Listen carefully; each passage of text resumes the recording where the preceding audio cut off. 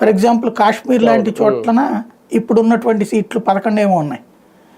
అవి గనక తగ్గి 6కో 7కో పడిపోయింది అనుకోండి, ఒక వ్యతిరేకత వస్తుంది పబ్లిక్లో. అంటే ఈ ఎప్పుడైనా సరే రాజకీయ నాయకుడు అనేటటువంటిది ఆకలితో ఉండే సింహం లాంటోడు.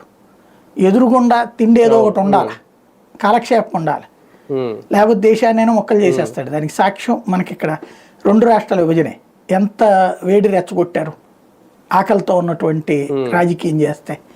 అట్టుంటది. ప్రజల్ని రెచ్చగొట్టడం చాలా సులభం, చిచ్చు పెట్టడం చాలా సులభం. ఈ ఖాళీగా ఉన్న రాజకీయ నాయకుడు చూస్తూ ఊరుకోడు, ఏదో ఒకటి గెలుగుతాడు.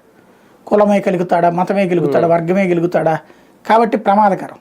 కాబట్టి సీట్లు తగ్గించకుండానే ఉండాలి. కాకపోతే ఒక ప్రాతిపదిక కావాలి.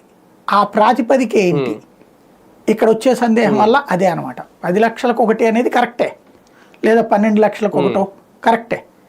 కానీ ఇప్పుడున్న సీట్లను అట్లాగే ఉంచి ఆయా స్టేట్స్లో అదనంగా ఇచ్చేటప్పుడు ఈ సంఖ్యను చూశారనుకోండి, మనకి తగ్గిపోతాయి.